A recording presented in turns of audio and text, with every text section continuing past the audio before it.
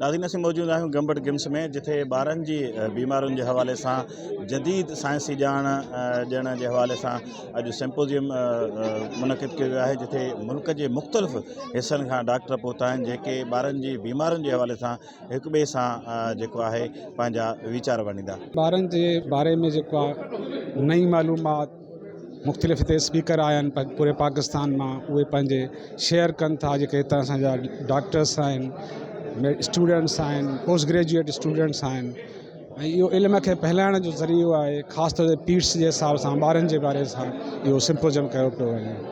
हिन में मुख़्तलिफ़ स्पीकर आहिनि जेके मुख़्तलिफ़ टॉपिक्स ते ॻाल्हाइनि पिया, ऐं उन सां जेको हिते जा डॉक्टर्स आहिनि उनखे नई ॼाण पहुचंदी, ऐं इन सां जेको आहे मरीज़नि जी ख़िदमत थी सघंदी। काफ़ी ॿार अजल जो शिकार थियो था वञनि, ऐं उहे बीमारियुनि में जेके बि आम आहिनि उन्हनि जे लाइ जेके बि क़दम खणणु खपनि, उन जे लाइ अॼु हिते मुकाला पढ़ाया वेंदा ऐं ॿुधाया पिया वञनि त कीअं उन्हनि खे सुञाणिजे, कीअं उन जे लाइ क़दम खणिजनि, ऐं ख़ुशूसन कीअं ॿारनि जी हिफ़ाज़त कजे, टुका हणाइजनि, माउ जो खीरु पीआरिजे, शीशे जो इस्तेमालु न कजे, ऐं बीमारियुनि खे कीअं सुञाणप करे जल्दी इलाज लाइ वञे।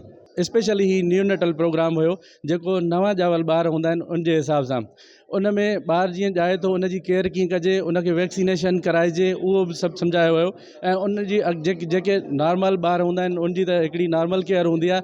उन खां अलावा जेके वज़न जंहिंजो घटि आहे, जंहिंजी न्यूट्रिशन बहितर न आहे, थोरा वॾा ॿार आहिनि, उन्हनि जी कीअं ख़्यालु कयो वञे, उन जे हवाले सां ही सिम्पोज़ियम हुयो, तमामु बहितरीनु हुयो। ऐं असां हिते पहिरियों दफ़ो इन एकेडमिक एक्टिविटी में आया आहियूं ऐं असांखे तमामु बहितरीनु लॻो। इंतहाई कामयाबु थियो आहे। असांजा सभु जेके आहिनि प्रोफेसर डॉक्टर जेके हिते उहे आया आहिनि, ऐं पंहिंजनि स्टूडेंट्स खे ऐं डॉक्टरनि खे जेको आहे उहा जेका ॿारनि जे बीमारियुनि जे मुतलिक़ जेका आहे उहा आगाही ॾिनी वई आहे। ऐं इहो असांजो सॼो उन करे ज़रूरी आहे त जीअं ही सभु असांजा डॉक्टर बि अपडेट थियनि, ऐं असांजा जेके वालदेन आहिनि उहे बि अपडेट थियनि, ऐं जेका बि लेटेस्ट डेवलपमेंट्स थियनि थियूं असांजी जेका मेडिकल साइंस में, ऐं ख़ासि तौर ते पीडियाट्रिक जी फील्ड में, उहे सभु असां हिते ॿुधायूं था ऐं हिक ॿिए सां शेयर था कयूं पंहिंजी नॉलेज।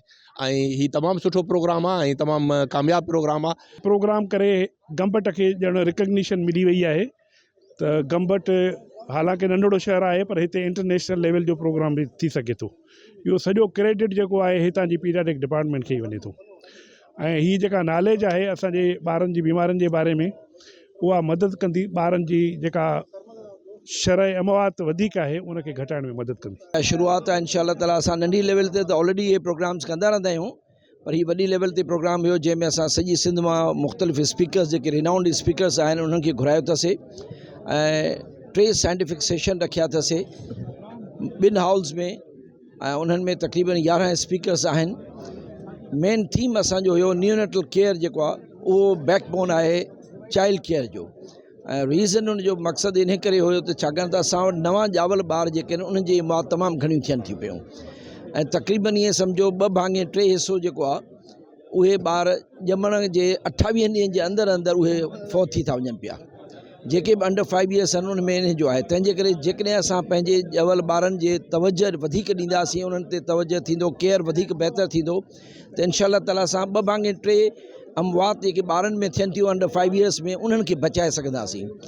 इन करे असां उन में इहे कयोसीं त साइंटिफिक प्रोग्राम थिए त उन में असां एंड में जेको आहे रिकमेंडेशन्स ॾियूं त कहिड़ियूं शयूं असां कयूं जिन सां इन्हनि खे असां अमवात खे बचाए सघूं। मेन फोकस असांजो इन ते आहे। बाक़ी सोशल गैदरिंग बि आहे, साइंटिफिक प्रोग्राम वधीक आहे, पर इन सां गॾिजण सां असांजी एक्सचेंज ऑफ आइडियाज़ बि थियनि थियूं। मुख़्तलिफ़ माण्हू अचनि था, मुख़्तलिफ़ डॉक्टर्स पंहिंजो मिलनि था, ॿुधनि था, नॉलेज बि अपडेट कनि था, ऐं हिक ॿिए सां एक्सचेंज ऑफ आइडियाज़ बि थिए थो।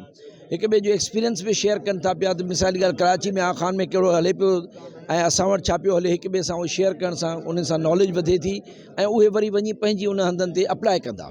सो मूंखे उमेदु आहे त इंशाअल्लाह फ्रूटफुल थींदो असांजे इलाइक़े जे लाइ बि, गंबट जे लाइ बि, ऐं सॼे सिंध लाइ, पाकिस्तान जे लाइ। कैमरामैन आबिद जामड़ो सां गॾु ज़ाहिद जामड़ो, KTN न्यूज़ गंबट।